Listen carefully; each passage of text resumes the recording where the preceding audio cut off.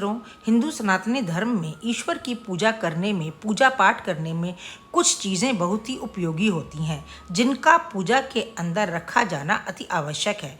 उसी में से दो चीज़ें, केला और नारियल, ये दोनों फल ही भारतीय संस्कृति में महत्वपूर्ण स्थान रखते हैं, खासकर धार्मिक अनुष्ठानों और पूजा पाठ में। तो आज हम अपने व्लॉग में केला और नारियल दोनों फलों की ही महत्ता का वर्णन करेंगे।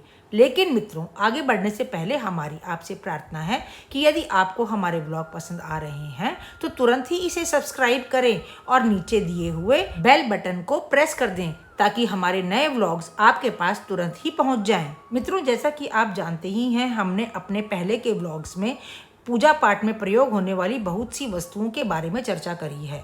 आज के इस व्लॉग में हम चर्चा करने जा रहे हैं पूजा पाठ और अनुष्ठानों में प्रयोग किए जाने वाले केले और नारियल फल के विषय में। सर्वप्रथम तो मित्रों, ये दोनों ही फल सर्वसुलभ और प्राकृतिक रूप से शुद्ध, स्वच्छ और हर कोई चढ़ा सके ऐसा फल है। नारियल और केला ये दो ही ऐसे फल हैं जो किसी के झूठे बीज से उत्पन्न नहीं होते। धार्मिक शास्त्र में बताया गया है कि अगर हमें आम का पेड़ लगाना है तो हम आम को खाते हैं और उसके बीज या गुठली को जमीन में बो देते हैं और वह पौधे के रूप में उग जाता है, या फिर गुठली निकाल के लगा दें तो भी उसका पेड़ उग जाता है। लेकिन हुआ तो वह झूठा ही ना। लेकिन केले का या नारियल का पेड़ लगाने के लिए केवल जमीन से निकला हुआ पौधा ही लगाया जाता है, जो कि खुद में ही पूर्ण है। इसलिए भगवान को संपूर्ण फल अर्पित किया जाता है, ना कि झूठा फल। केले के फल को नैवेद्यम या भोग के रूप में देवी देवताओं को चढ़ाया जाता है। पेड़ का तना सौभाग्य और समृद्धि को दर्शाता है और इसीलिए इसका उपयोग हिंदू संस्कृति में धार्मिक त्योहारों या समारोह के दौरान सजावट के लिए भी किया जाता है। भगवान गणेश को तो केले के पत्ते बहुत ही पसंद हैं और गणपति पूजा के दौरान आपने देखा भी होगा कि पत्ते चढ़ाने से वह अति शीघ्र प्रसन्न हो जाते हैं। इसके अतिरिक्त यदि बात करी जाए नारियल की, तो नारियल में त्रिदेव ब्रह्मा, विष्णु और महेश का वास होता है।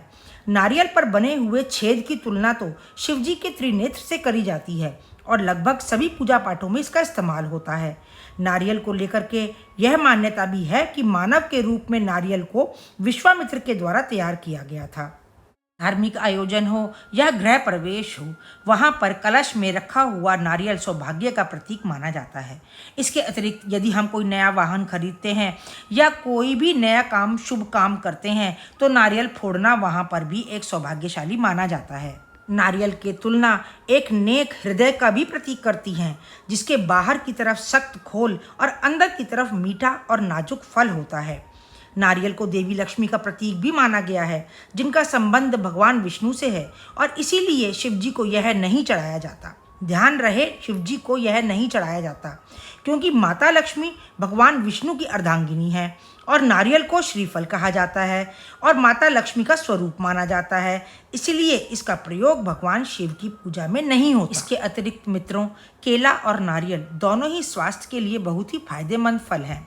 केला ऊर्जा का एक अच्छा स्रोत है, जबकि नारियल पानी शरीर को हाइड्रेट रखने में मदद करता है। जहाँ केला कार्बोहाइड्रेट, पोटेशियम और B6 का एक अच्छा स्रोत है, साथ ही पाचन क्रिया को बेहतर बनाता है, वजन कम करने में भी यह मदद करता है। वहीं नारियल डिहाइड्रेशन, इलेक्ट्रोलाइट से भरपूर होता है, पोटेशियम का भी अच्छा स्रोत होता है, एंटीऑक्सीडेंट बहुत सारे होते हैं और सबसे ज़्यादा त्वचा के लिए यह बहुत ही लाभदायक है। तो मित्रों, अब तो आप जान ही गए होंगे कि हिंदू धर्म में केले और नारियल को कितना शुद्ध फल माना जाता है। केले और नारियल पवित्रता, भक्ति और प्रचुरता के अपने प्रतीकात्मक अर्थों के कारण हिंदू अनुष्ठानों में महत्वपूर्ण भूमिका निभाते हैं और शायद इसी कारण हिंदू पौराणिक कथाओं में अक्सर केले के वृक्ष को कल्प वृक्ष माना जाता है। शायद इसी पवित्रता के कारण ही दक्षिण भारत में केले के पत्तों का उपयोग भोजन परोसने के लिए भी किया जाता है। तो मित्रों, आज के व्लॉग में बस इतना ही। हमसे जुड़े रहिए, हमारे चैनल को सब्सक्राइब करिए। मिलते हैं अगले व्लॉग में, तब तक के लिए राम राम।